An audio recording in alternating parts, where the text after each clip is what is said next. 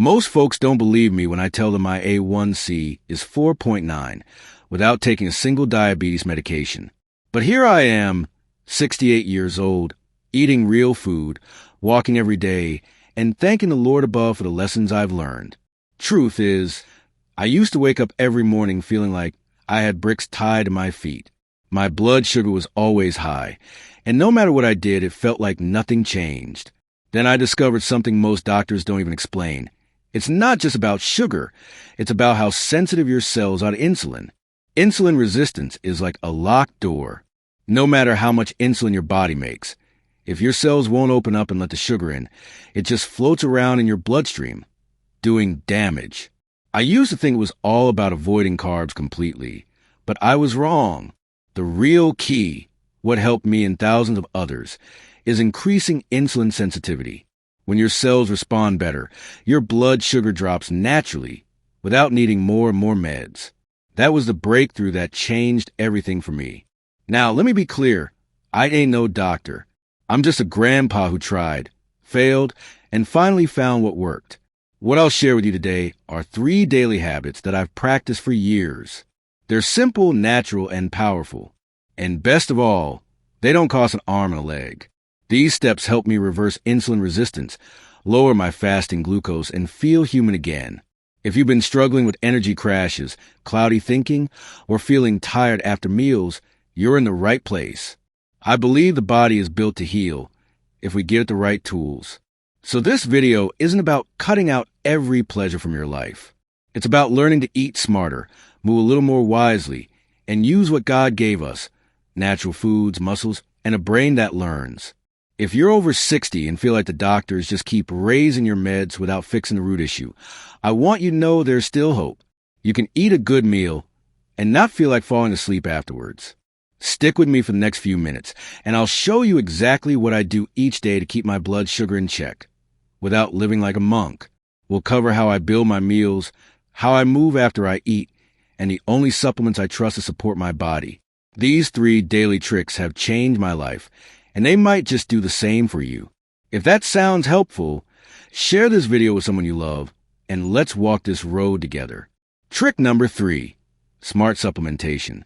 The first time I heard about berberine, I thought it sounded like some fancy snake oil. But after reading study after study and testing it myself, I realized this little plant extract was no joke. I started taking 600 milligrams with breakfast and 600 milligrams with dinner. Within weeks, my fasting glucose dropped, and my energy didn't crash after meals anymore. It wasn't magic. It was science and a little faith. God's given us tools from nature if we know where to look. I take it every day, just like brushing my teeth. Magnesium glycinate is another unsung hero in my routine. Most folks over 60 don't get enough magnesium, and that affects blood sugar, sleep, and stress. I take 275 milligrams at night, right before bed. It helps me sleep deeper, keeps my nerves calm, and supports better glucose control the next day. No tossing and turning. No waking up at 3 a.m. worrying about bills or blood sugar. It's a small step, but over time, it adds up like pennies in a jar. My daughter once joked that my supplement shelf looks like a pharmacy, but I'm picky about what goes in my body. One that really helped during stressful times was ashwagandha. Sounds exotic, I know, but it's just an herb that helps with cortisol, your stress hormone. High stress can mess with your insulin, even if you eat clean.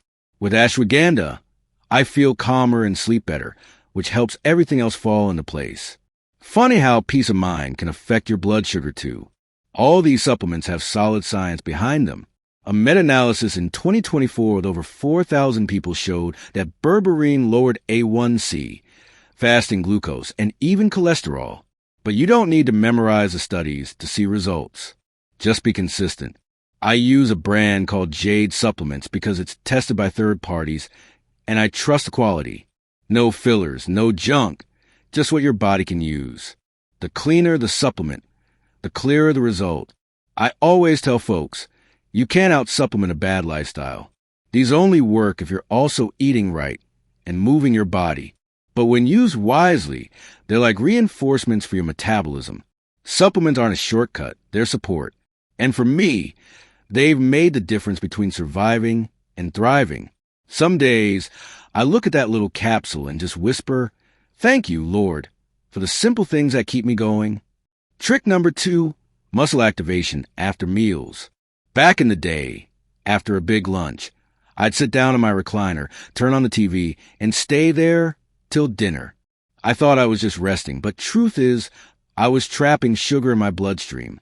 Everything changed when I started taking 15-minute walks after each meal, just a short stroll around the yard or down to the mailbox and back. That one habit did more for my blood sugar than any workout plan I ever tried. No gym, no fancy equipment, just my 2 feet and a bit of sunlight. You see, when you walk after eating, your muscles start soaking up glucose like a sponge. They don't even need insulin to do it. That blew my mind. It's like giving your pancreas a break and letting your legs do the work. Scientists call it glucose uptake independent of insulin, but I just call it smart timing. And when I added this routine after breakfast, lunch, and dinner, my numbers started improving faster than ever before. My neighbor Earl asked me one morning, "You training for marathon?" I laughed and said, "Nope, just training to stay off insulin." That little joke stuck with me.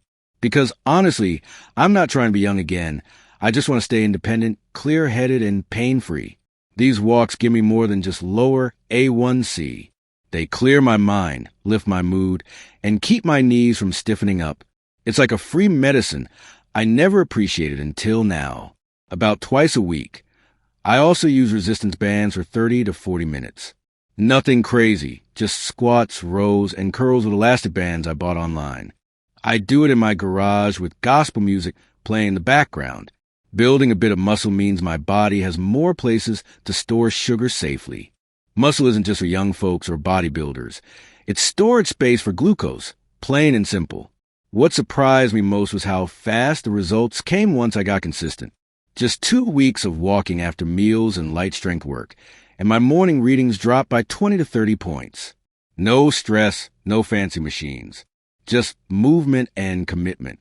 And every time I finish my walk, I look up and whisper, "Thank you, Lord, for giving me legs that still carry me home." Trick number 1, strategic high-fiber nutrition. The smell of toasted Ezekiel bread in the morning brings back memories of my mama's kitchen. Warm, steady, and comforting. These days, my breakfast looks a little different, but it still starts my day with love and purpose. I mash chickpeas with avocado, sprinkle in cumin and lemon juice, and spread it thick on that sprouted bread. On the side, a handful of blueberries and a protein shake with almond milk. That meal alone gives me nearly half my day's fiber, and my blood sugar barely moves an inch. I used to think fiber was just for keeping things moving, if you know what I mean. But turns out, it's one of the most powerful tools for blood sugar control we've got. When you eat fiber, especially the kind from beans, oats, fruits, and leafy greens, it slows down how fast sugar hits your bloodstream. Instead of a spike, you get a gentle rise. That means fewer crashes, less hunger, and more stable energy. I learned that the hard way, after years of blood sugar roller coasters. One Sunday, after church, I fixed a bowl with black beans, sweet potatoes, spinach, and quinoa. Just real food, nothing fancy. By evening, I didn't feel bloated or sleepy like I used to. That's when I started aiming for 40 grams of fiber every day and keeping saturated fat low, under 5% of my calories. See, too much saturated fat blocks insulin from working, like trying to push a key into a gum-filled lock. But fiber cleans the lock so the key fits again. A big 2024 review in the World Journal of Diabetes confirmed what I was already feeling. Folks who eat 35 to 40 grams of fiber daily see lower A1C, fasting glucose, LDL, triglycerides, and even drop some weight. But more than studies, I believe in results you can feel. I sleep better, I digest better, and my mind feels clearer. I don't feel like a prisoner to my cravings anymore. Real food gives freedom. Who would have thought? Nowadays, I thank God for every colorful plate I get to eat. Food doesn't have to be bland to be healing. When you start your day with fiber-rich meals, everything else gets easier. Less temptation, more clarity, better numbers. And when my granddaughter joins me for lunch and asks, "Grandpa, can I have some of your quinoa bowl?" Well, I know I'm doing something right. When I first started this journey, I didn't think I'd ever get my blood sugar under control. I thought aging meant giving up control and just managing diabetes with pills forever. But here I am, 68 years old, with an A1C of 4.9, walking every day, eating real food, and feeling stronger than I did in my 50s. And I didn't do it through shortcuts. I did it through small, daily changes. If you've been feeling stuck or overwhelmed, I want you to hear this. It's not too late to change. We covered 3 powerful habits today. First, strategic nutrition. 40 grams of fiber daily, real meals that nourish your gut and keep sugar steady. Second, daily movement, especially those 15-minute walks after meals that act like a glucose vacuum for your muscles. And third, smart supplementation with berberine, magnesium, and optional ashwagandha for stress and sleep. Each of these habits works together to increase insulin sensitivity, the true key to normalizing your A1C long-term. I'm not here to tell anyone to stop their meds cold turkey. Always talk to your doctor before changing anything major. But I will say this, the body can heal more than we think, especially when we support with the basics. These aren't fads, they're time-tested tools.